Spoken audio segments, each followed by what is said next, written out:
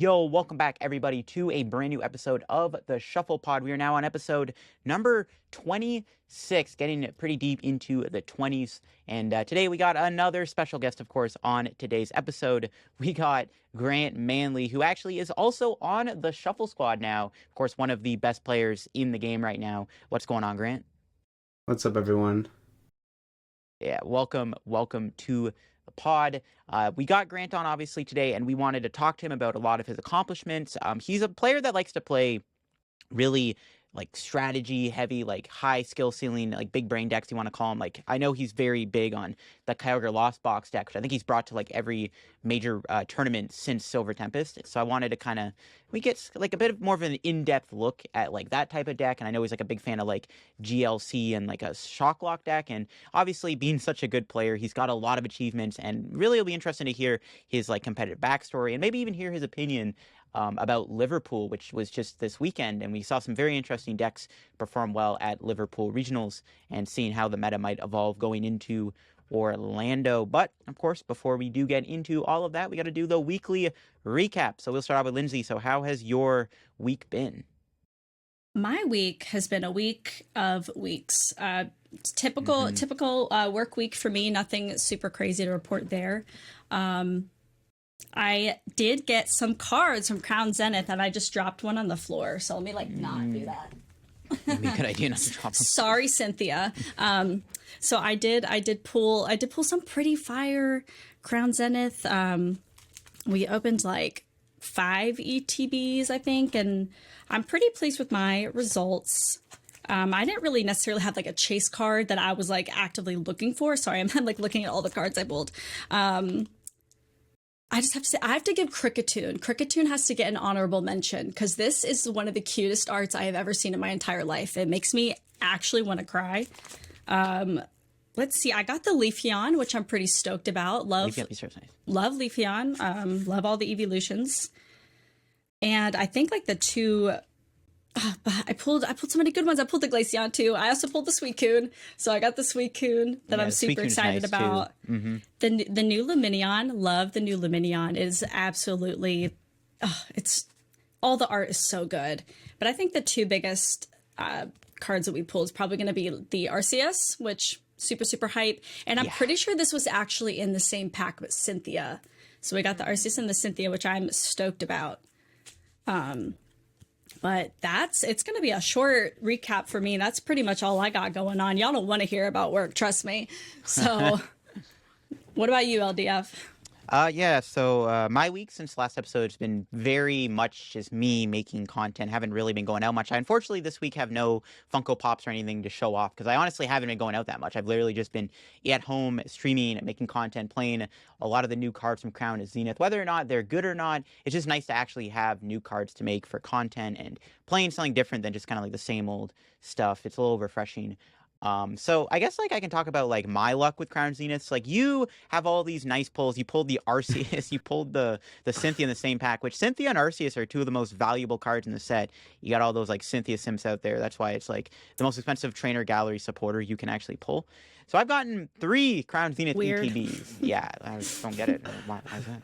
I got 3 Crown Zenith ETBs. Got one from Pokemon that I got sent early. It was okay. I got like Radiant Charizard in it. I got the Raihan trainer gallery. It was mid, I guess. And then like the second one I got, I hooked up my buddy like last Friday, and we got a couple ETBs for a good price. So his ETB was pretty bad. He didn't really get anything. I think the best he got was the Gardenia's Vigor. Mine had a lot in it. I had a lot of V-Stars. I got the Entei Trainer Gallery, so it was okay. You know, I was way back. I even got another Radiant Charizard too, so I got two ETBs, 2 different Charizards. And then the third one I bought at Locals on Friday was horrible. I think I literally just got Bibarel, the Charizard V from Brilliant Stars, and then I got like I think Poochan or Riolu. Like I got 2 trainer galleries and a reprint Charizard, which is worth like $1. So pretty upset about that. I like basically just traded those in for store credit, and I was like, all right, I don't think I'm gonna be buying any more Crown Zenith ETBs. It's a cool set to open up. It's fun to open up. You know, I want to get that Mewtwo V-Star. I want to get that Cynthia. I want to get that Gold Giratina, but I mean, like I've opened up 3 and like they've all been like kind of mid at best. So like I've just been like kind of turned away from that, unfortunately. So I might just wait for Scarlet and Violet to come out. I'm not really big on collecting cards, to be honest, like too much. I have some, but I'd rather like collect like the Evolution Altars. I think those are nicer than like the trainer galleries. But it's basically how my week's been. Again, just making a lot of content, been streaming a lot, trying to push for 10K followers on Twitch. So I've been really committed. I'm back into the stream grind. Like I was kind of having like a bit of a content break kind of throughout like the end of 2022 where I just didn't have the motivation to go live, but I've been kind of getting back in the swing of things, kind of getting over that like streaming block I had, I guess you can call it. So yeah, Grant, what about you? How has your week, month been so far? I've kind of just been sick, so I haven't done that much in like the past week. I'm just sort of getting over it now. I was sick for like a little while. A little bit of a break for tournaments, which is nice. So we've got, at least for me, I mean, there was Liverpool, right? But I wasn't at that one. So it's kind of just a break between San Diego and Orlando. But yeah, just haven't been doing much, just kind of sick, just kind of getting over it. So not too great. But yeah, it is what it is. Yeah, it is what it is. I mean, getting sick in like the winter time is pretty common, I guess. Yeah. And I guess it's fine to kind of do it during, I guess, like the down season between sets. You know, it's not like getting sick like impacts like your testing or anything, because there's no tournaments coming up, or you know, the format's kind of like the same old stuff. So Yeah, pretty much. yeah, never been a better time to be sick. I actually like this. This is how crazy my day was. I actually forgot like a few like key things in my weekly update that I like just remembered. Ooh. All right, let's hear it. So I do have to go back and talk about this because like I can't not talk about this. So I went to it's called Battle and Brew. It's like a brewery bar pub place that has a bunch of different like gaming stuff. So they have like all these different gaming consoles and like you can basically go battle and drink. So I went there with me and Dylan went with our friends Kristen and Matthew. Shout out to them, huge homies who I met through Pokemon, and they live like 5 minutes away from me, so it's like super crazy. But we went to this place and they're having a onesie night, and so we all wore Pokemon onesies. So I was Espeon, Dylan was Gengar, Kristen was Shiny Umbreon, and Matt was Snorlax. And we actually ended up winning the onesie contest and won like $75 house cash. Ooh, nice. So that was super cool. It was like we were like the Pokemon onesie people. So that was like a pretty big deal that I needed to talk about. Like a cool location. Yeah, it was my first time going there, and it was super, super cool. It was definitely super nerdy, but you know, love that. It's we're all nerds here, you know. Yeah. Yeah, exactly. Yeah, exactly. And then I also got a 1K coming up this weekend, and this episode will go out after the 1K. So I'm gonna show up with my Lugia Thornton sauce that I've just been surprising people with. When this one Duraludon didn't even bother putting on their big parasol because they thought that they knocked out my Yveltal, which they did, but I just they like I put it down as bait, right? Like I put it on the bench as bait. I'll knock out their Arceus with the V-Star, so then they'll all like 9 out of 10 times they will boss my Yveltal on the bench, and I'm like, yes, take the bait. And then they don't even worry about anything else. They just knock it out, and then I'm like, okay. Put energies all on something else, and then I Thornton. Like I'm not going to Thornton first. That just ruins the surprise. So like I get all the energies on it, and then I Thornton it, and I'm like, okay, cry destruction. That is so funny. I was actually thinking about Thornton and Yveltal, or Thornton and Lugia. I love it. It's an interesting concept. But the best thing about it though is that like with Lugia and your matchups, you're only using like a cup, like maybe 2 attackers like preferred in a matchup, and like to be able to reuse those again, because I've used Stoutland twice before. That shouldn't be allowed. Yeah, I can win against Lost Box quickly if I do that. So yeah, don't retweet to scare a Lost Box player. Yeah. Oh man, so, yeah. The problem I had with it was.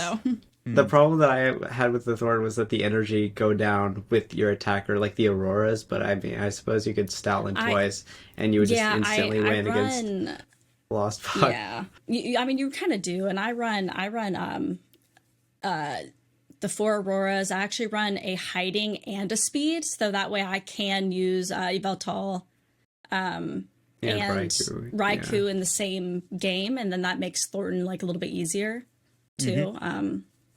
I actually like love it. Like I think it's like I love the list that I have. It's a cool Yeah, it's concept. pretty Cool cool. concept. I just like I like my opponent thinking that like they're about to do something like they're like, oh, she's about to be so screwed, and then I'm like, psych. I mean, that could be good, I guess, in like a scenario where in a best of 3, if you win the first game without revealing the Thornton, then the second game you reveal it, like that's pretty good. And well, the thing is you can't play around it. Mm-hmm. Like even if they know I have it, they like can't play around it. There's nothing they can do. If I have a Dunsparce on my bench, that can be whatever I want it to be. Yeah. Or like Luminion. You can like Luminion for Thornton and then use Luminion. I guess it's a Thornton bait too. Yeah, like I've used it to get back Manaphy actually, and get back Dunsparce. Like, anyways. That's so funny.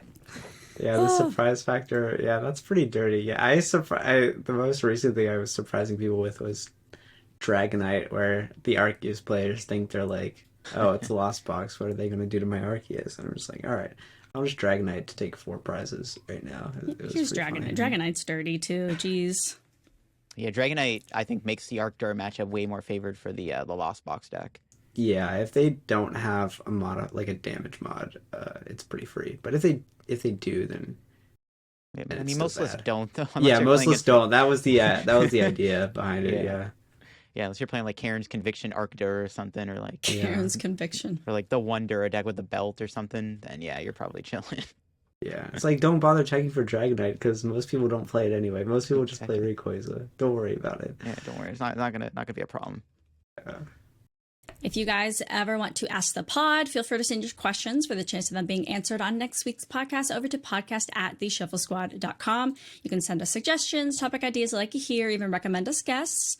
You can also go to PTCGOstore.com, use that code TSS5, save yourself 5% on all your PTCGO codes. And lastly, your playmat. If you want to get all of our faces put on a playmat where you can look at us while you're at a regional, I think it's a great idea. And you can use code TSS5YP, so save yourself 5%.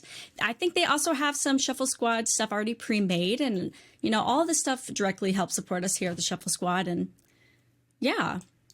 I think we're ready to guess that Pokemon. Shuffle Squid. Yeah, I'm gonna get the Shuffle Squid on a mat for sure. For sure.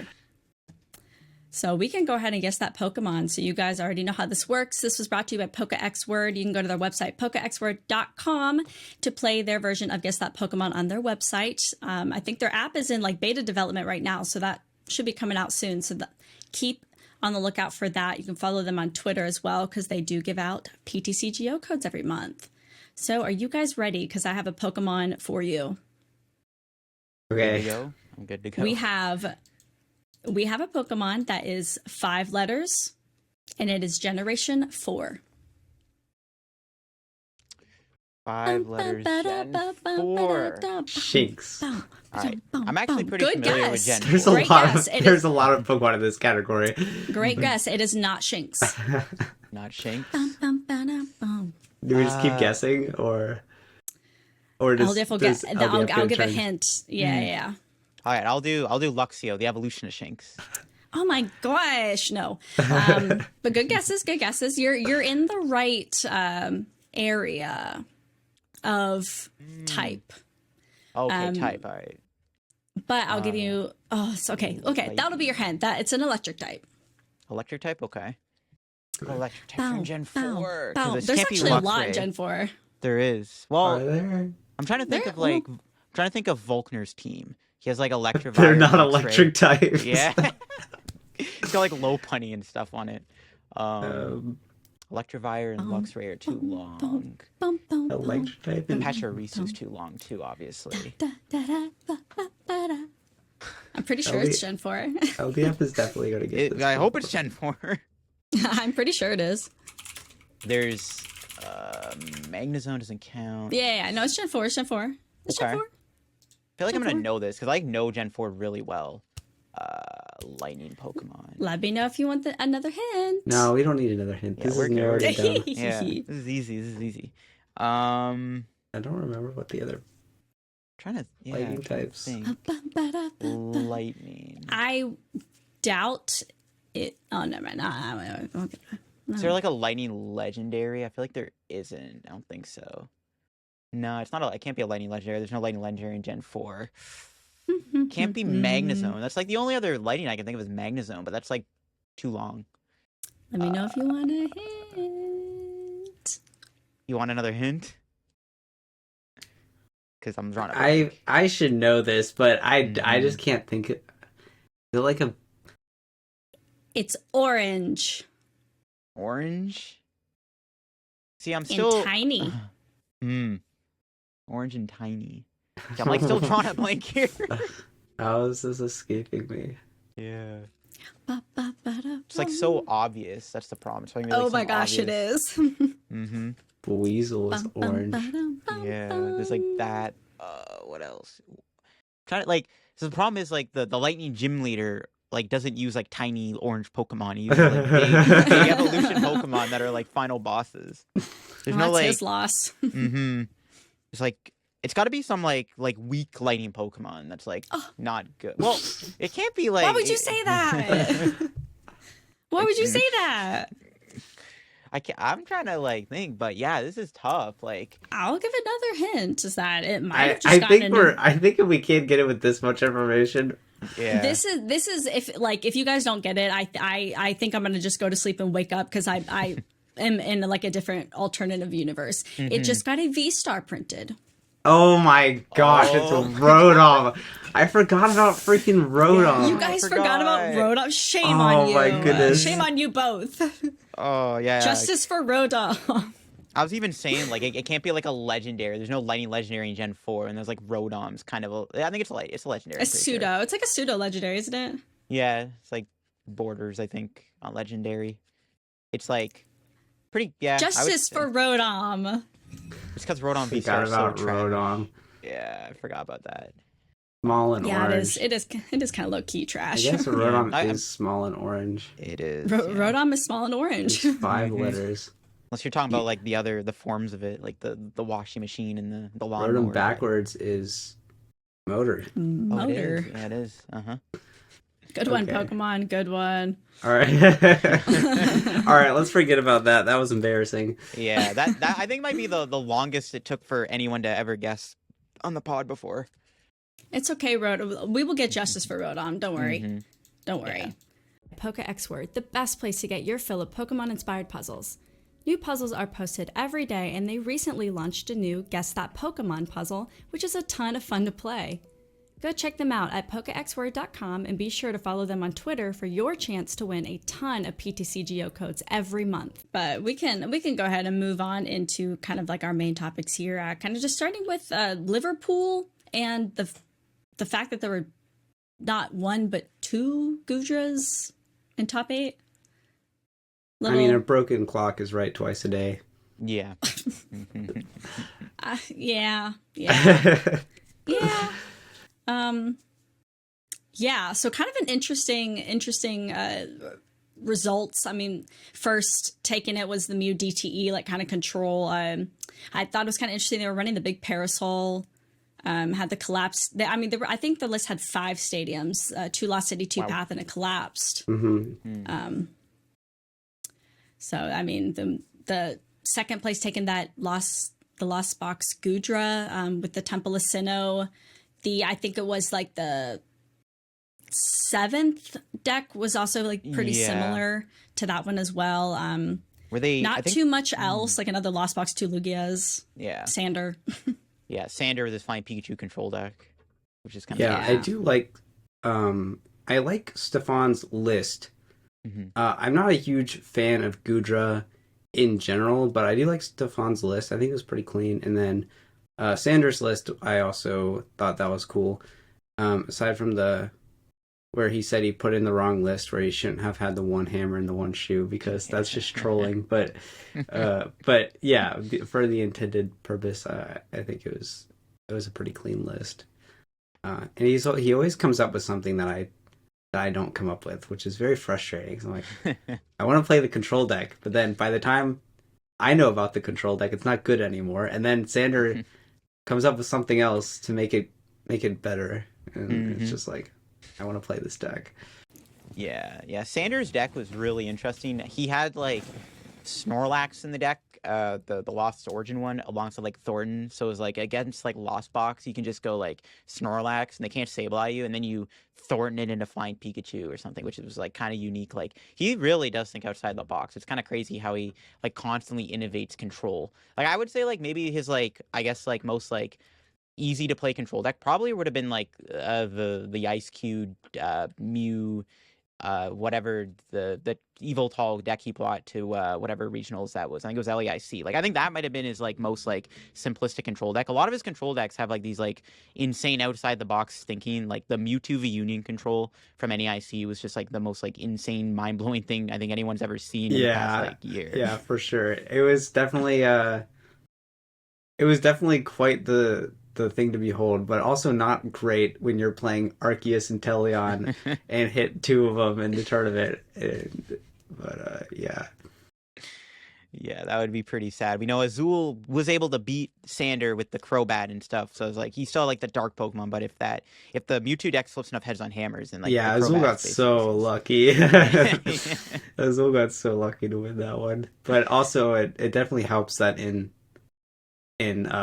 single elim that control loses, like it gains like a huge like lose condition, which gatekeeps Sander out of all of his top eights, sadly. Yeah, if the top cut kind of rules were a little bit different, then Sander maybe can finally win a regionals with a control deck. But he just gets held back by the rules in top 8, unfortunately. Even if his control decks theoretically should beat everything in top 8, it's just he gets unlucky sometimes with that like ruling and gets in the way. Yeah. Though he did play that one deck with Mewtwo Kirlia, which is like an offensive deck, but then hit like just a weird matchup. Hit Vikavolt, which I never played that matchup, but I imagine the Vikavolt permanently turns off rare candy. So I don't know. Yeah. Yeah, I mean, I guess if you get the Mewtwo set up though, like if you can pull it off, I guess like the Vikavolt's doing like 190 to you or I don't know. I didn't think about it too hard, but it was a really cool deck for sure. Yeah, Sander really likes Mewtwo V Union. He had like another one that used like Dream Ball. He posted that like last week or something, like a Dream Ball Mewtwo deck, and like he went in depth like how that works. So he really doesn't think outside the box. We'll have to see what he comes up with rotation. I'm sure Sander's already kind of seen like all these cards and is already theory crafting like what could be good for rotation. Yeah, he's already solved the format. It's like, basically. Oh look, none of the legal cards can beat a Blissey or something. I don't know. yeah, he's probably thinking like Spite Ops Mewtwo V Union or something like that, or Gardevoir EX Control. They should honestly hire him for like a set quality control person. Like make sure that there's no like holes to where like he can just like crack the format. That's so funny. Yeah. But I'm just kind of stuck on these Gudras. I was really, really surprised to see them do so well, just because I feel like a lot of people are kind of preparing for, a lot of Lost Box and Reggies are kind of preparing for the Flying Pikachu. So I know a lot of them are running like the 4 rope, heavy rope, like lots of dusting options. So that makes me kind of surprised that Gudra was able to do that well. I think part of Gudra's success really comes down to the fact that the V-Star power, kind of getting the like free swing turn, is kind of insane. And a lot of the Gudra lists we've seen have played a lot of hand disruption. I know Israel Sosa, who kind of like started the Gudra Lost Box wave again. He had like 3 Marnies in his deck or something, and Stefan's list played 2 Roxanne. So the Gudra lists are kind of like you just like quickly get Mirage Gate, and then you just basically play the game like Marnie boss the entire time.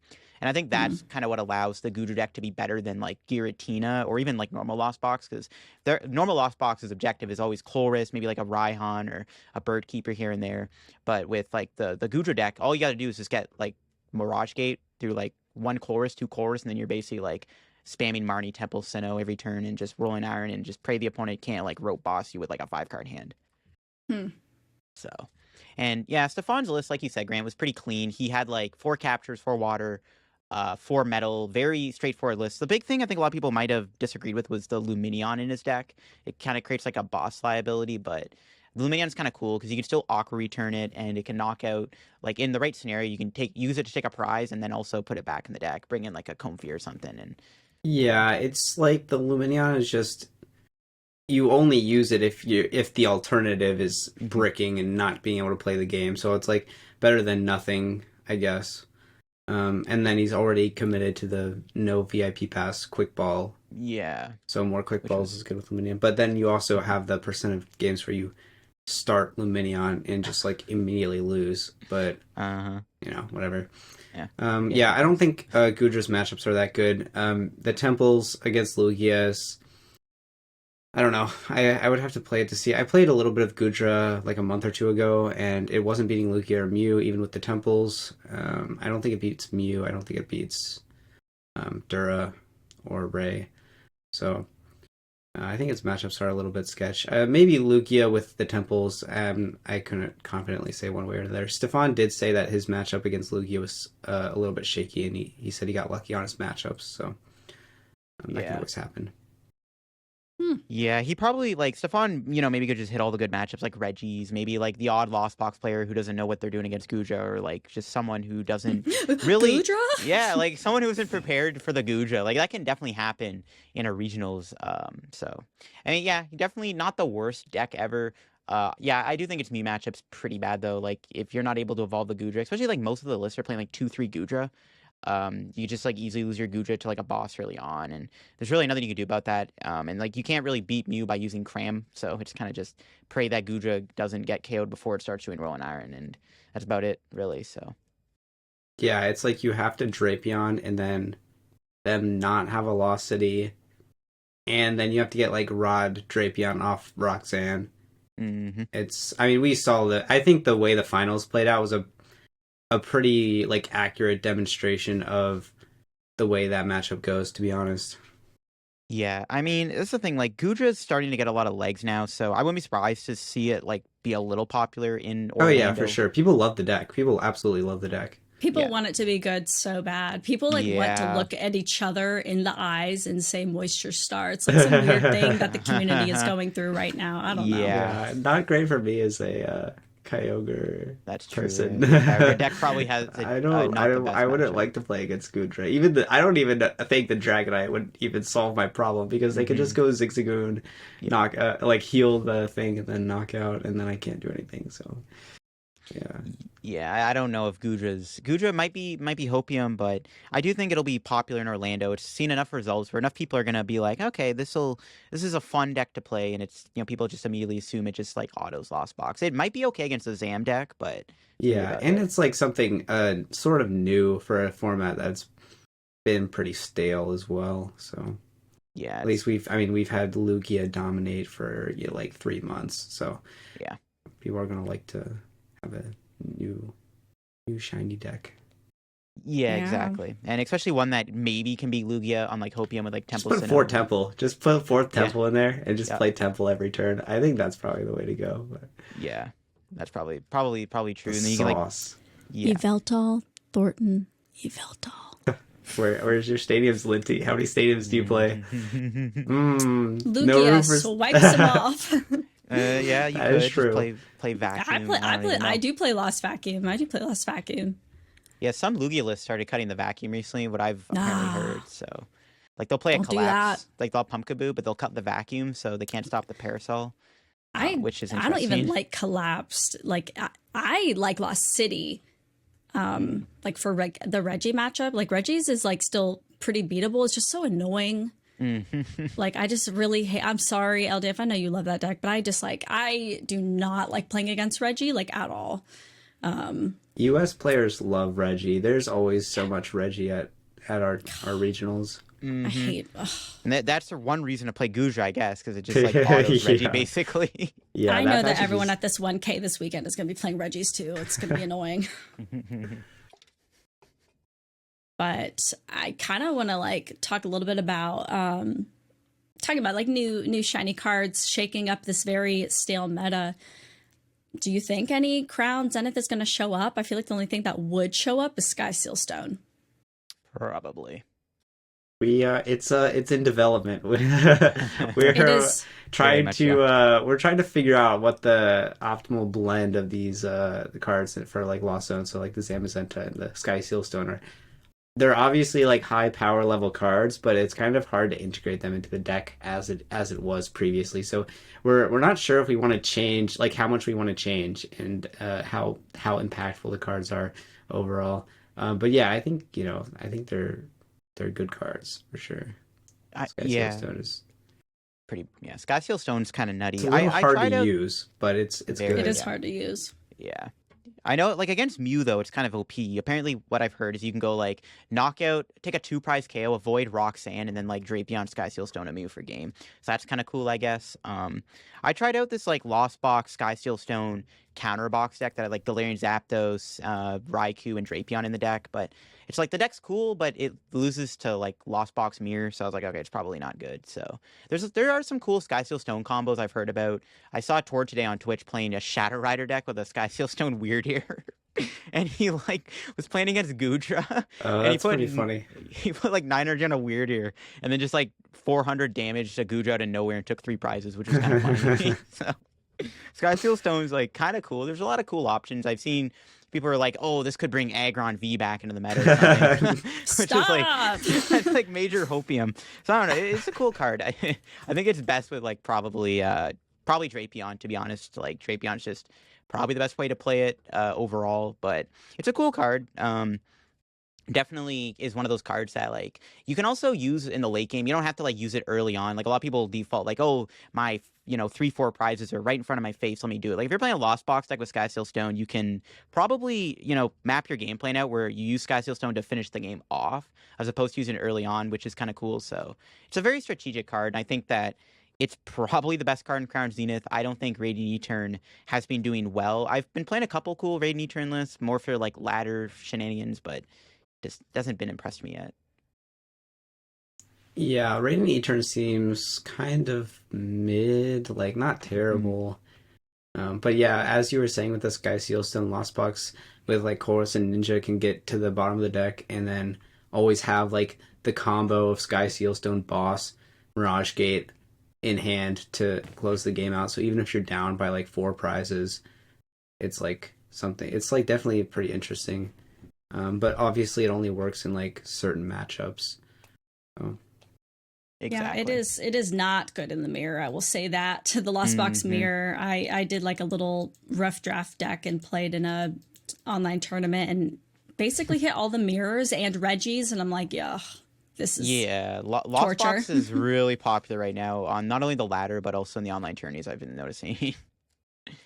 So yeah, it seems like the single prize decks kind of like gatekeep a lot of things.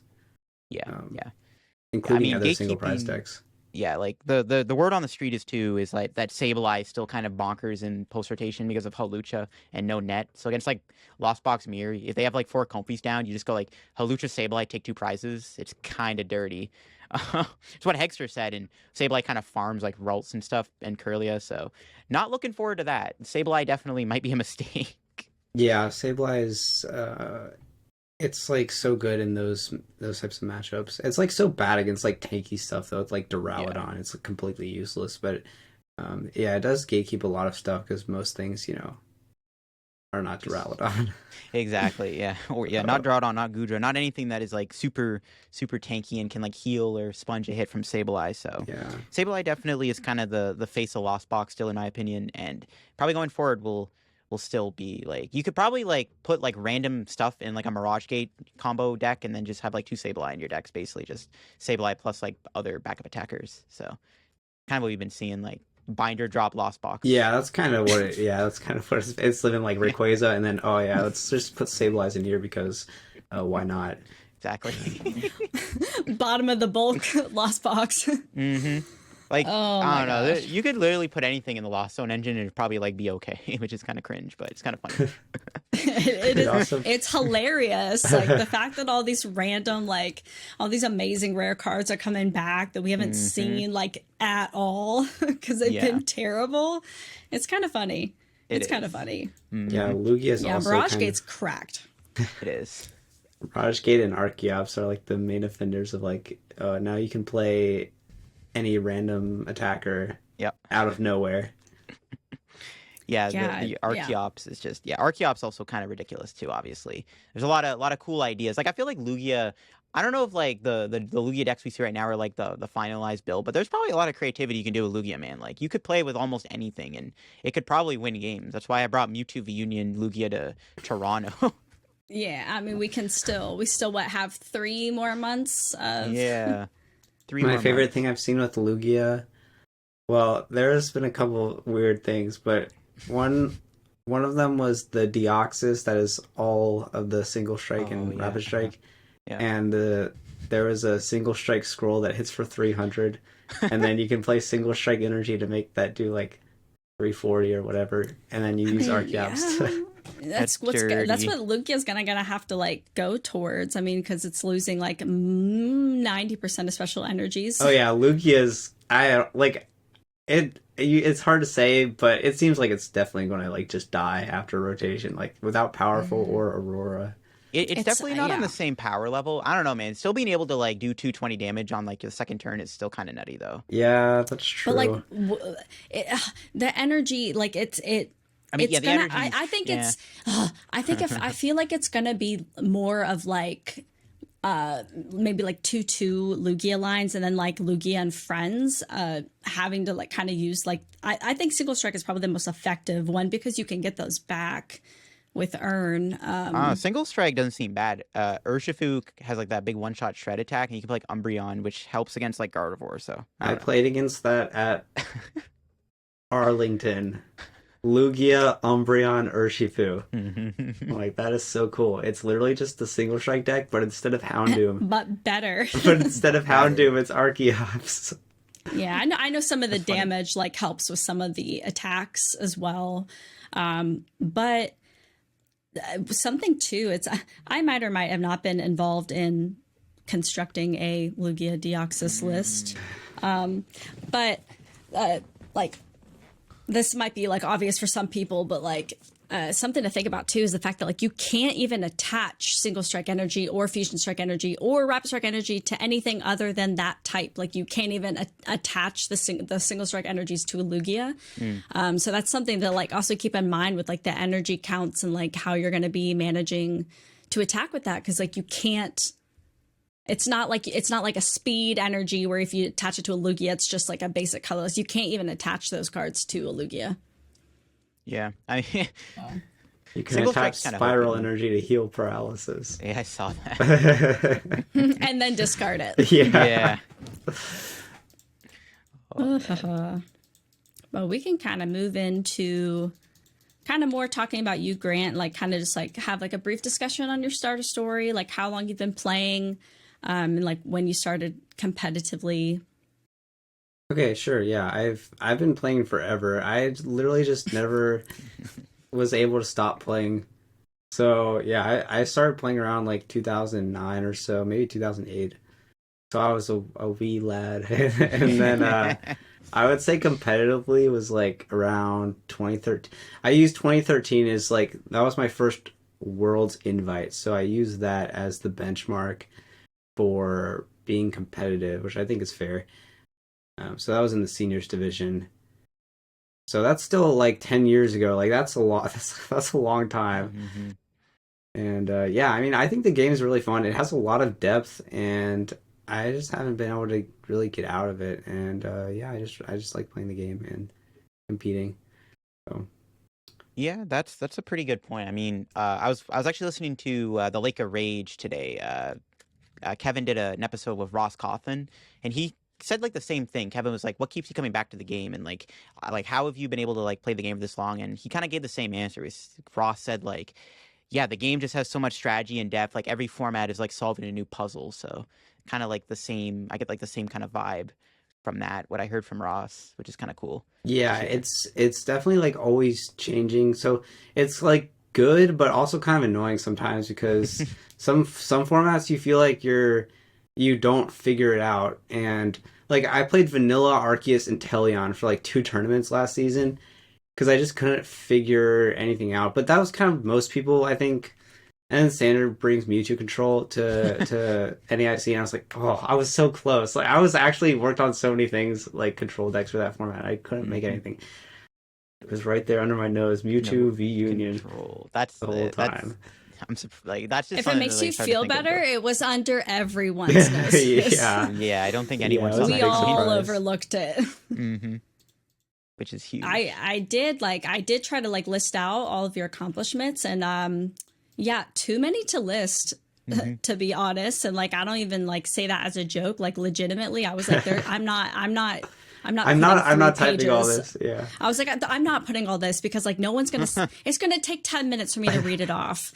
But we have a couple honorable mention placements that I want to highlight, and then I was like, wait, this is still a lot. But I've just been playing forever. 2015. Yeah. Literally Yeah. since the brink of time. And in 2015, Grant placed third at the U.S. Nationals. 2017, we got second at Roanoke Regionals. 2017, seventh at Daytona Beach Regional. Moving to 2018, sixth at the Memphis Regional. 2019, we got 10th at NAIC. In 2019, we got second at Atlantic City Regionals. And still in 2019, third at the Richmond Regional. This past year, 2022, 17th at NAIC, 11th at World Championships, 5th at Salt Lake City Regionals, 3rd at LAIC, and 7th at the Toronto Regionals in 2022. So those are just like the sprinkles on top that I selected out of like the entire Yeah. cake there. So, Yeah. yeah. So obviously some pretty awesome results there. And it kind of what we talked about earlier, we kind of want to go into like the Kyogre Lost Box being the best version of it and like sell us on it. Sure. Yeah. So Kyogre it was like, we didn't know what to play for LAIC. So Dan Altavilla was like, I have this broken Kyogre deck. And he was beating us with it. We're like, okay, like, I guess we'll play this. And it worked out pretty well. But the list was really unrefined. So we've refined the list. It's gone under a lot of changes in the past several months. But what I really like about Kyogre and the decks, like, LDF was saying like big brain decks, but it's more just like I enjoy having agency in my game. So I like it when my decisions matter and not playing like so a deck like, you know, not to throw anyone under the bus, but a deck like Arceus Duraludon, your decisions don't matter. You attach an energy and use Trinity Nova, and that's all you do. And you do the same thing every single game. And sometimes you win and sometimes you don't, and it's completely outside of your control. But I like having a feeling of control over like, okay, well, I'm outplaying my opponent, and that's why I win. But I'll play whatever deck I think is best.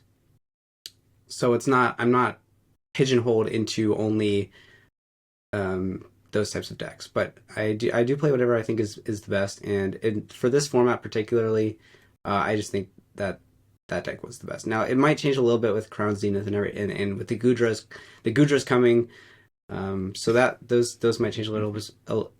Those might change things a little bit, but I think for San Diego we got the list to the point where it was really good. The Dragonite was like the finishing touch on the masterpiece, and it felt really good to play. I didn't make day 2, but that was the best that the deck felt in all of its iterations. So basically it just has a game plan for every matchup, and it has a lot of agency is the buzzword I've been going with. Yeah, so it's that's what I and like about it. I feel like in terms of the big brain part of it, I've kind of been going through this like battle with myself on what I want to play to Orlando, because I was really in between Lost Box, like Rayquaza, Raikou, and Lugia, and I eventually just kind of settled on Lugia because I feel like Lost Box has so many of those micro decisions where I feel like there's a few situations where you don't know which is going to be the right decision until later on. And I feel like there's just so many micro decisions, which myself, do not have the mental capacity to sit through that for a whole regional day. Yeah, I completely agree. I think so. Every game is like a sweat, pretty much. Even if your opponent's just playing vanilla Lugia or vanilla Mew, you have to work way harder than everyone else.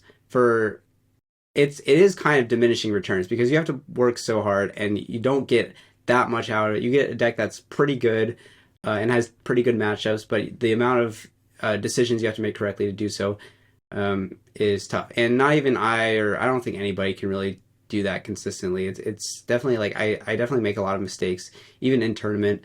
Don't tell anyone I said that. But Got it, yeah. John. But like you said, you have to know exactly what. So you have, resources like 2 Rod, 2 Recycler, 4 Mirage Gate, and then all of your attackers and stuff like that. And you have to know exactly what counts of all of those cards you need to win the game, because throughout the game you're lost zoning everything with Comfy. So you do have to know exactly what cards you're like, okay, well, I will need this later, or I won't need this, or I can get away without this. And it ends up, after everything's said and done, after you've drawn through your entire deck with all the Comfies and the choruses, you either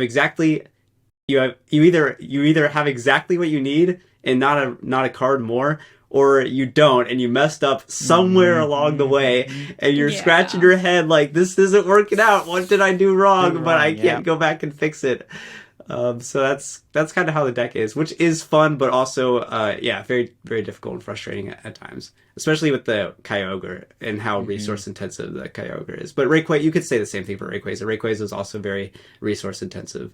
Yeah, Rayquaza, I feel like, is if you just don't keep track of your energy, you just kind of like lose. The amount of times I've played against a Rayquaza player at locals or whatever, and they don't check their deck that well, like they just kind of like, whatever, and then they go Mirage Gate to the Rayquaza and they realize they're short in energy, and I'm like, okay, rip. And I'm like, okay, so, that's like I'm sorry, but like that's like the bare minimum to like know the energies. Like that's how deep this deck can go with that is, and like for me, something I was running into is like making sure that I'm able to have like a pivot. Yeah, we don't play Air Balloon in our list. We don't play Air Balloon, which is very greedy, but sometimes you do need a pivot. But it's just, if you're not able to get like a Rayquaza down on the bench, but like that you need one to like win the game, and it's just like, okay, like it can be a struggle. It really can, and like those micro decisions really add up, and it can be really mentally exhausting. It is really mentally exhausting. Yeah, a lot of times with Rayquaza, it's like, okay, I need 4 energy and a switch, and then sometimes you also need a boss. I haven't played the Rayquaza deck as much, of course. I've mostly played the Kyogre deck, but you just have to keep track of everything. I played Kyogre to locals on Friday because I was feeling in the mood to do that. I was like, I'm awake enough, I'm energized enough where I can probably play this deck fine. I did okay. My last match, I just got sacked by Reggie's because Reggie, they just drew the nuts like on turn 2. So like, okay, I guess I lose. But I like the Kyogre deck a bit more than like Rayquaza. Rayquaza, you lose a lot more to like Marnies and like bad hands. I feel like Kyogre, you can still obviously, like, that's Lost Box's biggest weakness is honestly like just having mid draws, or like Prizing Greninja can be really bad. Yeah, Prizing Greninja really sucks. There's nothing you can do about it. It's just like, oh, I'm not drawing very many cards this game. Yeah, it's too bad. That's the one thing I liked about the Kyogre deck when I was playing it on Friday. Like, because the deck I think plays 15 energy because you got the captures and the basic energy. Like, Greninja was always really good. A lot of the time, whenever I got Marnied, I would just like Greninja into a Colress or like into a net or pivot so I can go back into Comfy and then dig through the deck. And it felt pretty good against hand disruption, especially with the Oranguru too. There were so many times where all my Lugia opponents play so many Marnie. I played against one Lugia with 4 Marnie, and or like 3 Marnie and an Eldegoss or something. And I'm always just like, all right, cool. I have Guru. I'm going to put a Colress on the top of my deck every turn, and that's fine. Yeah, the Guru is so clutch in the deck, and it's very, very satisfying when you pull off the Kyogre. When I was playing the deck, I think I played against like 2 Mews in the tournament, and the entire time, even when I was behind in one of the matches, I like mapped out in my head, I'm like, okay, how am I going to win this game? Even if I'm like 2 or 3 prizes behind, I'm like thinking about, I'm like, okay, if I do this correctly with my damage, if my opponent doesn't see the Kyogre coming or they don't acknowledge that I'm setting it up, then I'm fine. And in both games, I was able to successfully Kyogre my opponent to win the game, which it's really cool to do, and it's satisfying to do. It can be hard to sequence that. Like, you actually have to keep track of how many energy you're discarding too, because you have to make sure you can Rod Recycler, and it's very, very, very. Yeah, sometimes I'll like Lost Zone 2 energy and then Prize 2 energy, and I can't use Kyogre that game or something like that because it takes 3 energy. But yeah, I would say Mew is like the main matchup. Like, Mew's like the one matchup where you always have to Kyogre. Yeah, pretty much. Yeah, I think I won one of my games by going like. I set up 2 Mews. I think they had like 3 Mews in play. I set 2 of them out with like Sableye or like a Spit Shot early on, and then I just went for the like Kyogre dunk on them. Even with the Oricorio in play, I was like, okay, cool. Nice. I actually haven't tried the Kyogre Lost Box decks like at all, so you guys are actually making me kind of want to try it. So maybe I'll do that. I actually really love Kyogre. I know like Japan has been really experimenting with different Kyogre lists. I did this like video on a Dialga V-Star Lost Box Kyogre deck.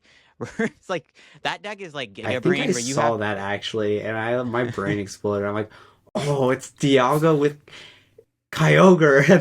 That's sick. Because Dialga can like take 3 prizes like effortlessly, and then you basically just need to attack twice. exactly. And like So there were so funny. many turns where I was like, well, I can go Star Chronos in a Kyogre for game. Like there were so many really Yeah. cool plays you can make with that deck. And I don't even think I played it well because I make my videos when I like wake up. It's like my brain is not fully there yet. But that deck was like really, really cool. And Japan has this like Gardevoir, Kirlia engine Kyogre deck where it's the same thing where you just kind of, instead of Lost Zone, you use Kirlia and Gardevoir to like put your deck to 0, and then you go like Gardevoir a bunch of times to your Kyogre. The ability can attach energy from your deck, so you put your Okay. deck to 0 and you can Gardevoir to the Kyogre and then drop a Kyogre on them at the end of Yeah. the game. That's So sick. yeah. So I'm like fascinated by Kyogre. This is such a unique card that I feel like a lot of people just thought it was kind of like that dumb brain dead Cryogonal 40 energy ladder deck, and then all of a sudden it's become like an actual like really unique card that genuinely like is one of the best cards, or even the scariest card in the format. It's like a trump card pretty much. Yep. Like just it's so many situations you could salvage just by hitting a Kyogre. Yeah. Like, oh, I'm down by 6 prizes, but my opponent has some damage on the board. All right, cool, Kyogre. Mm-hmm. Just kind of funny because Kyogre V is terrible. Absolutely horrible. Absolutely garbage. I kind of like the new Kyogre from Crown Zenith. It's not great, but it's like cool in like the Frostmoth box deck because it has like a 180 snipe and it actually lets you do damage. Like that's one thing I tried out with the Frostmoth box deck is like unless you're like using Articuno, you're basically your damage output is really bad. Like you're doing like maybe 120 with Inteleon, and if you go Vulpix, maybe you get like 160 on the board and then they knock you out. But the Kyogre, you're doing 180 is kind of sick, and you can use it with like Nessa. It's like you can use it at the end of the game to like snipe a Crobat or Lumineon off. It's not like great, but it's kind of a cool upgrade. The Frostmoth box deck just gives it like a damage boost and like a cool late game snipe. So seems like we keep getting cool Kyogre cards, except for the V, because even the amazing rare Kyogre I've seen being tested in like Lugia. My friend plays it a lot in his Lugia list. So All the Kyogre cards and no Groudon cards. yeah. Boo, Groudon's just, Groudon. yeah. I guess that's revenge for Primal Groudon being so good. Is we finally like, get a bunch of crazy Kyogre cards, and then Groudon's just kind of bad. So we talked a little bit about the Kyogre deck. So you did an article on PokeBeach talking about the Shocklock GLC deck, which is a really cool deck because Shocklock's a good deck in Expanded, and in a GLC you're thinking like how people think like how can that ever be good because you only get to play one of each card in your deck. Surely there's no way Shocklock works in GLC, but you've even said yourself that it's good, and you said it's like one of your favorite decks to play. So kind of talk a bit about that. I'm curious to hear about it. Yeah, GLC is like I just like GLC. It's so fun and it's so like breakable. Like Didn't you get a few cards banned? I have gotten a few cards banned, yes. Mm-hmm. So like it's not really a competitive format, right? So I don't have a chance to play it very often. But then when I do play it, I'm like, all right, I'm just gonna make some broken deck that nobody else has. And so it was like Handlock at first, like control, colorless control, and then Amazing Rare Kyogre was also like game shattering broken in that format because nothing could handle it. It's just like a fun, like casual format with your little single prize Pokemon, all the same type. And it's just like, all right, well, I'm gonna Kyogre You're like, you. I'm the gym leader. Yeah. Yeah. And now with Shocklock, since Shocklock's actually benefits. Okay, so I came up with the Shocklock deck while Kyogre was still around, but it was never competitive because it had a 0-100 Kyogre matchup. It was literally impossible to beat it. So, but now Kyogre got banned. It's like, all right, now it's time for Shocklock, which basically, in case you aren't familiar, is like GLC is like lightning, like all one type. So it's a lightning type deck, and then you use Raichu to paralyze. And Lantern has the most broken attack in the game because it shuffles 4 items back into your deck. So you get ways to reset the Raichu every single turn, and then you get like whatever else you want. So you can Bellelba and like mill. You can actually, once you're fully set up, you can double Bellelba and Paralyze and reset Manectric every single turn. So you can mill 6 cards every turn, or you can Marnie your opponent and Bellelba them, or you could Hex them and Bellelba them. And basically, the idea is they don't have enough switch cards to win the game. So they might KO you a couple times, but they can't win. So you're just gonna mill them before they can win. Though you do lose to like Lost City, but no one plays Lost City in that No, format yeah, anyway. that's such a bad card in GLC. Lost City Even was if there is, there's only one. yeah, and you'll just mill it or Sydney it or something. Well, I don't play Sydney in my list, but you could. And then Linty, it's it's the best deck for Thornton too. So Yay! because I love Thornton. Thornton makes the GLC. deck work because if they kill your Lantern or Pikachu, then you can Thornton it back and evolve it right away, so you don't actually break your Infinite. So that Thornton is like kind of like a trump card for the deck that just came out. Before Thornton came out, I was playing like Wally and Will. So if they killed your Pikachu, you could Will and then paralyze on a flip. Or if they killed your Lantern, you would have to Wally. But it's like so inefficient. It's actually like absurdly inefficient to do that, and Thornton just makes the deck so broken. But yeah, it's like definitely a super degenerate deck in GLC, and if you play it, you won't make any friends for sure. But it is really fun to play because it's like very it's a little bit strategic and it's very unintuitive with how you play the game. So you play the game just to deck yourself out as soon as possible and just spam paralysis. And I just enjoy playing the deck. It's pretty fun and it's pretty broken too. It's not like auto wins everything, but it's very good. It's definitely like the tier 1 deck for sure in terms of how good it is. But no one actually plays the deck, so Yeah, like I actually funny about the Kyogre. When Mahone first created GLC, I think maybe in the first month, because I think Kyogre got popular around like last December. I think is when it started to become like a popular card in GLC. People figured out Kyogre. I actually built Kyogre in like I think it was September or like late August. Whenever it was like at the early months of GLC, I tried building the Kyogre card in GLC, and I think I did play my Milotic too. I didn't play like Silent Lab or anything, but I wasn't that big brain. But I did think of the idea of playing Kyogre in GLC with like my Milotic. I just like never expanded upon that idea, but I did build like an early draft of that deck very early on in GLC, and then yeah, that's sweet for sure. It's hard to like. There's not like a lot of time to like really work on GLC because it's not really a major like thing, but yeah, all the regionals and stuff have side events for GLC now, so that's cool, I guess. Yeah, I got to get my GLC deck together for Orlando coming up.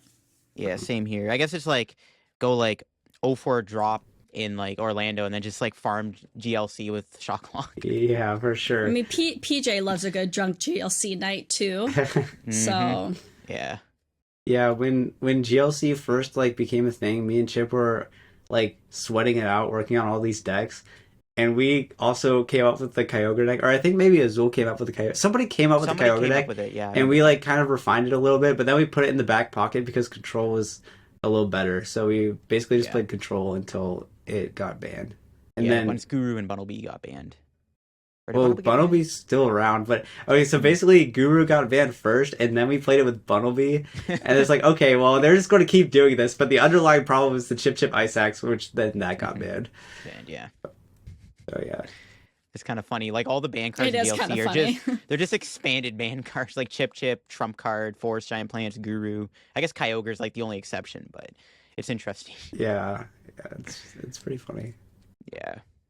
Yeah, so we just have like a little bit of time left, and I thought that us three could be a good combination to kind of have this talk. But like I feel like not a lot of people talk about this openly, and I feel like we should. I mean, I know it's been on my mind recently, but I kind of want to have like a little talk about like the balance between preparing competitively for Pokemon, like for regionals, worlds, grind, that kind of stuff, while also like making Pokemon content. Something that I've just like noticed over the last like year or so that I've been kind of doing Pokemon stuff is that you can either do really, really well at a regionals, or multiple regionals, or make Pokemon content. Like you really don't see a lot of, I mean, there's of course the exceptions, like Azul of course is like a perfect example, but like that is what he does. I mean for like normies like me, like I have my job that I'm at Monday through Friday every single day, and it's like I feel like why don't you guys talk for a second? Yeah, so I think part of it's like with Mahone and Azul, how like Mahone's been doing pretty well too, and Azul obviously is another like insane player. They do content full time, so they just have so Yeah, much it's like time their to job. commit. Yeah, for people that actually have real like outside jobs that aren't just making YouTube content or Well, not streaming. real. Like Well, it's, you know, like no, that. I know what you mean. Yeah, yeah, just like like a lot of people will be able to. I don't want to be like LD if you don't have a real job. No, like that is your, Mhm. you make a lot, like you make a living doing that. Yeah. And I think that just kind of like, especially like Azul, because Azul streams like 4 or 5 hours a day. And then he also, I guess, makes a YouTube video every day too. So he commits like, a good chunk of his day to content. And that's something that like I thought of too is like, I've been playing the game for like almost like well over a decade. I've been making YouTube videos since like for 9 years now. So because I create so much content and I play so many different cards and all these strategies, it just naturally makes me a better like player in a way, and it allows me to like not need to like be as like going into Toronto. Like I honestly didn't do a lot of testing with the deck. I play when it brought to locals, got second with it, and I was like, okay, this is kind of broken. I'll play because I don't want to play like a straight Lugia deck. And the Mewtwo deck was cool. A lot of my games I won in Toronto were because the Mewtwo came out and won me the game. It's the only one that caught me off guard was like Gran with the Zekrom and stuff. Like everything else was pretty straightforward for the Mewtwo deck. So I was very like fortunate the Mewtwo did not come out because yeah. if it did, I would have no way to kill it. Yeah, yeah. The whole time, I'm like, I gotta get Mewtwo in play, and yeah. So, for me, especially like going into tournaments, like I consider myself more of a content creator, less than a competitive player. But again, with Azul and Mahone, it's very easy to find that balance where they have all the time in the world to commit to content and playing professionally and practicing and coaching and all that stuff. Just these little fine details really do add up to kind of it makes you honestly a better player. And then yeah, you got people who they work full time. They don't do content full time, right? They have jobs outside of like Pokemon and stuff. So it can be very very tough to find that balance. And it's I guess pretty important to understand when to like maybe take a break from playing the game if like you're not doing as well, or you just don't find enough time to commit, right? Finding that balance can be very very important. Yeah, I've seen a lot of things on Twitter recently where like people are like apologizing for like not streaming or like not making videos and blah blah blah, and like Mm-hmm. it's just like I don't know, like I feel like it's just kind of like this thing that a lot of people are going through. Like I haven't been streaming like at all really Right. in the last few months because like it's not good for my mental health right now to do that because I have an extremely emotionally draining job. So like I can't commit all that emotional energy that I have to make content all the time. So because I also want to do well at regionals, so like I'm kind of focusing more on that. And I don't know, it can be a struggle sometimes. Yeah, finding that balance can definitely be a struggle. Like for me, like for streaming with me, like I go through stream block a lot. I prefer making YouTube videos first and then streaming second. I do get a lot of stream blocks a lot of the time where I just don't feel like going live, even though I could. No one's streaming. I can get like a good amount of viewers, blah blah blah. But it's just like I just can't find the energy to. And even me, when I like I can stream anytime I want because I do this full time. But it's like even then I just get streamer block a lot. And burnout, I think burnout with streaming is actually pretty easy to get compared to like YouTube videos. Like YouTube's pretty easy, especially on PTCGO. It's very easy to make a YouTube video, but streaming specifically, you have to commit a lot of energy and time to. Like you got stream for like multiple hours a night. It can, it's a lot of commitment basically. And like even you, Grant, I know you kind of go on and off sometimes with like how frequent you stream. Does you Yeah. kind of get that same type of thing? Yeah, I'm pretty inconsistent. I don't really consider myself like a content creator, but I'll stream every so often. Twitch.tv/Trickroar. And so yeah, I'll stream pretty much just when I feel like it. I guess for the burnout thing is mostly when I don't want to play Pokemon, is more so like than not wanting to stream. Like Yeah. I was like, sometimes I'll be like, I could stream, but like I don't really want to play Pokemon right now. Yeah. Yeah, that's me too. Sometimes I'm like sitting there like, do I really want to play the ladder for like 3 hours, or Yeah. do I want to play in an online tournament and just like kind of complain the whole time? I just don't want to. I just can't do that. Yeah, I mean, it's especially now where we've kind of been in the same format and we're gonna be in the same format for the next couple months. So unless you're like really, really, really creative, but even then that takes a lot of mental and emotional energy. And I think people then start to question like, oh, am I even like good at this? Like, am I even like good at coming up with decks? But like, it's just, your brain's just like, no, I don't want to. When I first started streaming, I was like grinding. I streamed like several hours every single day, and I don't know. I just got tired of it. I'm like, yeah, this is not really like worth it. I don't know. Yeah.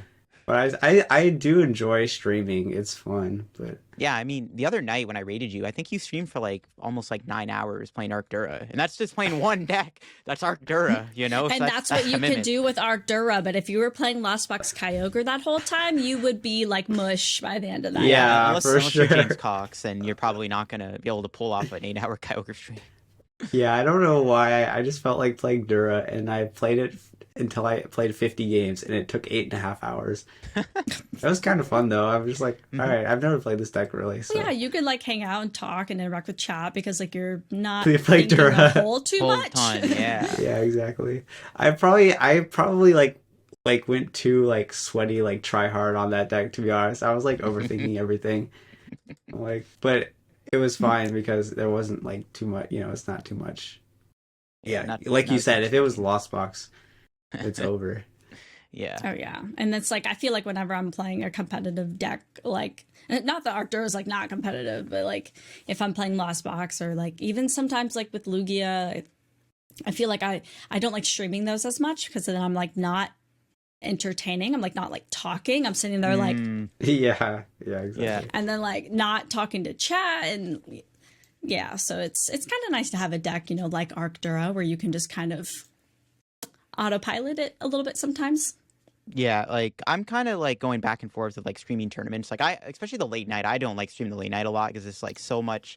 It's a lot of pressure to like stream in an audience, try to get like I guess phase 2 without kind of messing up or playing the best you can. But I did a late night tourney recently, and I played Eternatus, which is a pretty straightforward, simple deck. You just go like Wheezing against Lost Box or Lugia and just cheese them for the whole match. And then I got like a 5-0 start. Started off so hot, and then like I just fumbled the bag afterwards. I got so frustrated, and that just brought me back to why like sometimes I don't like streaming tournaments because I get so like salty. Like I played against an Arc Intel deck, and they Roxanne me, and I got Roxanne to a Crobat, and I got the boss, and all I had to do was not whiff an energy, and I whiffed off the Crobat for 6, and I'm like, this sucks. Like it's just That's stuff like happened to me that. so many times where I will start off good in an online tournament while I'm streaming and then lose like 3 in a row.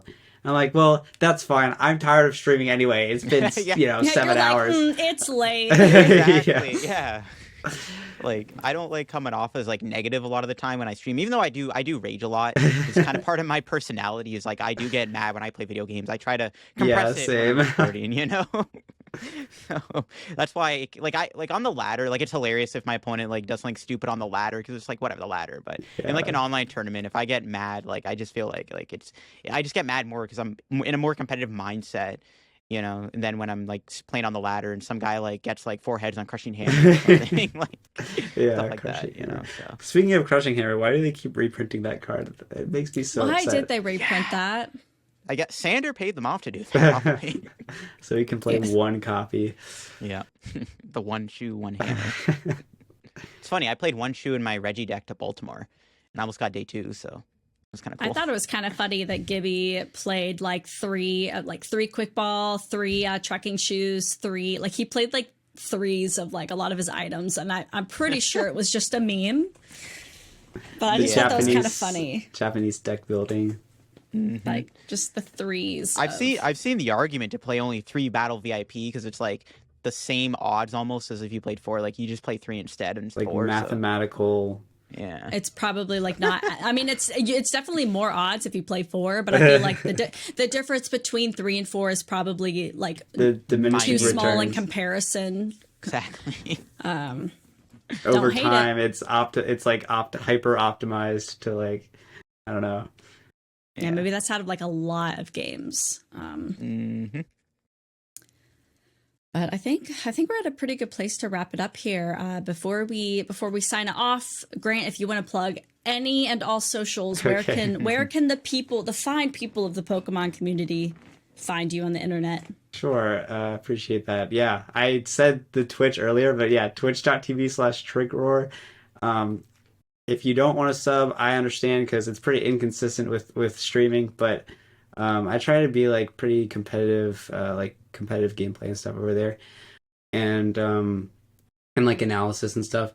And then I write articles on PokeBeach. I think those can be pretty helpful sometimes. So check out the PokeBeach, and Twitter at TrickRoar. And yeah, you can follow me on Twitter for good takes, I guess.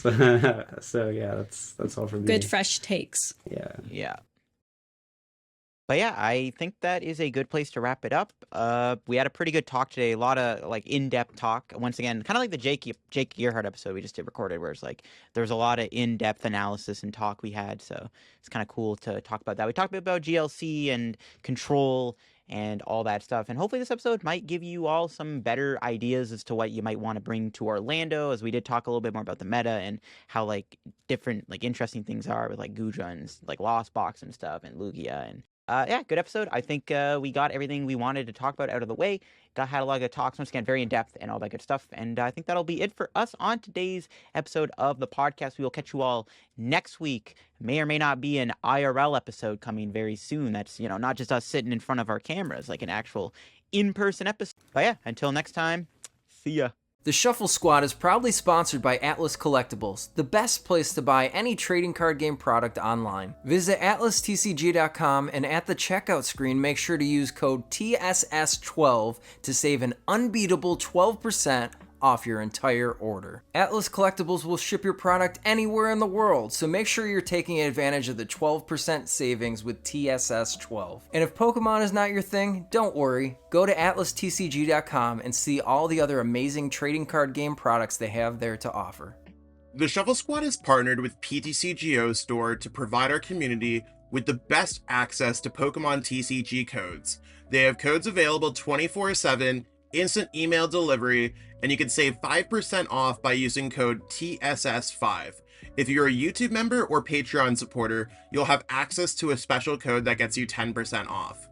So what are you waiting for? Use code TSS5 today and save 5% on your next order of codes on any codes available at ptcgostore.com. Are you trying to be the best like no one ever was? Now is your time. Head on over to Metafy.gg and search out all our amazing Pokemon TCG coaches, where you can book all sorts of training plans ranging from deck help to full season sessions with your favorite coach. What a great way to up your game. Check out Metafy.gg in the description below and take your game to the next level. PokeXword, the best place to get your fill of Pokemon-inspired puzzles. New puzzles are posted every day, and they recently launched a new Guess That Pokemon puzzle, which is a ton of fun to play. Go check them out at PokeXword.com and be sure to follow them on Twitter for your chance to win a ton of PTCGO codes every month. Challenge yourself against trainers from around the world to compete for the biggest online prizing yet. Are you ready for an unbelievable tournament unlike anything else you've ever seen before? The Shuffle Squad is proud to announce our newest tournament series, the Late Night Event, with an amazing grand prize that's bound to have you excited. Players can compete via play.limitless.tcg.com's online tournament platform every Tuesday to get a chance to earn weekly prizes. And every week, your placement in the tournament is tallied by points based on your best finishes to earn your rank for the Late Night Invitational event. The series will be conducted starting February 7th of 2023 and carry all the way through to the Invitational on July 9th of 2023, where the top players will be rewarded the grand prizing. And the grand prize is a signed jersey and photo op with the entire Shuffle Squad, as well as a fully paid trip to the Pokemon World Championships in Yokohama, Japan. This includes hotel and airfare, whether you're a player or a spectator. Don't forget to check out all the live coverage on our YouTube and Twitch channel of the top cuts of these events for every week. And subscribe so you can get notified where to watch the Late Night Events Invitational, brought to you by the Shuffle Squad. Now get out there and start winning. We'll see you in Japan.